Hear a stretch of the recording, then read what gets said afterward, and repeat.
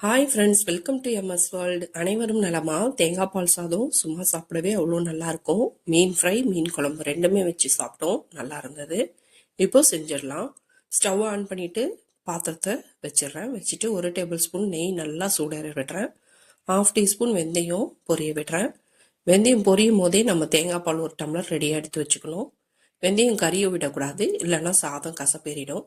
வெந்தயம் பொரிஞ்சதுமே 1 டம்ளர் தேங்காய் பாலை சேர்த்துக்கிறேன். இந்த டம்ளரால தான் நான் 2 டம்ளர் அரிசி 2 மணி நேரம் முன்னாடியே கழுவிட்டு ஊற வச்சுருக்கேன். நல்லா 3 தடவை கழுவிட்டு வச்சுருக்கேன். இப்போ பாருங்கள், 1 டம்ளர் தேங்காய் பால் சேர்த்தாச்சு. நம்ம போட்ட நெய்லாம் மேலே இருக்குது பாருங்கள். இந்த டம்ளரால் 5 டம்ளர் அளவுக்கு தண்ணி எனக்கு செல்லும். ஏன்னா இது பழைய அரிசி, நல்லா தண்ணி இழுக்கும். அப்படி தான் நான் யூஸ் பண்ணிகிட்ருக்கேன். 4 டம்ளர் தேங்காய் பாலும் 1/2 டம்ளர் தண்ணியும் சேர்த்துக்கிட்டேன். தேங்காய் பாலையும் நல்லா திக்காக தான் கரைச்சி வச்சுருக்கேன். ஒரு தேங்காய் ஃபுல்லாக நான் பால் எடுத்துட்டேன். கொஞ்சம் ஆனத்துக்கும் மீதியெல்லாம் சாதத்துக்கும் சேர்த்துக்கிட்டேன். இப்படி செய்யும் போது நல்லா டேஸ்ட்டாக இருக்கும். அரிசி பாருங்கள், நல்லா ஊறி இருக்குது. நார்மலாக நம்ம உலை நல்லா கொதிக்க விட்டு அரிசி சேர்ப்போம். ஆனால் தேங்காய் பால் சேர்க்கும் போது ரொம்ப கொதிக்க விட தேவையில்லை, இல்லைன்னா எண்ணெய் கசிய ஆரம்பிச்சிடும். எண்ணெய் நல்லா வந்துடும் தேங்காய் பால்லேருந்து. சூடேறினா மட்டும் போதும். சூடேறின உடனே நம்ம அரிசி சேர்த்துக்கலாம். அரிசி எல்லாத்தையும் தண்ணி வடிச்சிட்டு சேர்த்துடலாம்.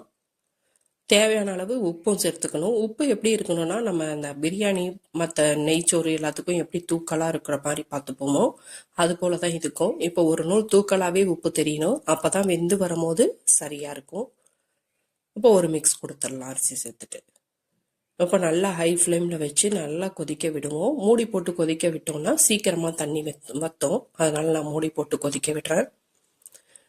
மூடி போட்டு கொதிக்க விட்டதுக்கப்புறம் இப்போ தண்ணி ஒரே லெவலாக வந்துருச்சு. தண்ணி ஒரே லெவலாக வந்ததுக்கப்புறமா அப்படியே ஒரு லெவல் பண்ணி விட்டுட்டு மேலே மூடி போட்டு வெயிட் வச்சிடலாம். வச்சுட்டு ஒரு 10 நிமிஷம் வேக விடுவோம். நான் லோ ஃப்ளேமில் தான் எப்போவுமே இது மாதிரி சாதம் செய்யும் போது வைப்பேன். இப்போ 10 நிமிஷம் லோ ஃப்ளேமில் விட்டுட்டு திரும்ப திறந்து இன்னொரு பக்கம் மாற்றி போட்டுட்டேன். கீழே இருக்கிற சாதம் மேலே, மேலே இருக்கிற சாதம் கீழே வர மாதிரி. அப்போ தான் எல்லா பக்கமும் ஈவனாக வெந்து வரும். பாருங்கள், சாதம் வந்து ஒரு பாதி முக்கால்வாசிக்கிட்ட வெந்துருச்சு. அதை அப்படியே நான் மூடி போட்டு திரும்ப வெயிட் வைக்கிறேன். அதுக்கு முன்னாடி என்ன பண்ணுறேன்னா, கருவேப்பிலை தான் நான் கேட்டிருந்தேன். தாளிக்கும் போதே வெந்தயத்தோட கருவேப்பிலை போட்டோன்னா அந்த ஃப்ளேவர் நல்லாயிருக்கும். ப்ளஸ் வந்து கருவேப்பிலையோட சத்தம் நமக்கு கிடைக்கும். ஆனாலும் என்னோட ஹஸ்பண்ட் வழக்கம் போல் மறந்துட்டு புதினா இலைகளை மட்டும் அதை எப்படி திமிங்கலங்கிற மாதிரி கருவேப்பிலையை மறந்துட்டு புதினா இலையை கரெக்டாக வாங்கிட்டு வந்துட்டாங்க. சரி, அக்கா தங்கச்சி தானே, அதையும் வேஸ்ட் பண்ணணும்னு சொல்லிட்டு இருக்கிற இலையை போடுவோம். புதினா இலையை போட்டு மூடி போட்டு ஒரு 10 நிமிஷம் வேக விட்டுட்டேன். திரும்ப ஸ்டவ்வை ஆஃப் பண்ணிட்டு ஒரு 15 நிமிஷம் கழிச்சு இப்போதான் தம்மை உடைக்கிறேன். 15 நிமிஷம் ரெஸ்ட்டில் விடும்போது நல்லா அழகாக சாப்பாடு புளிங்கி வரும். இப்போ பாருங்கள், தம்மை உடைக்கும் போது அவ்வளோ மனமாக இருக்குது. சாப்பாடும் நல்லா கரெக்டாக இருக்குது.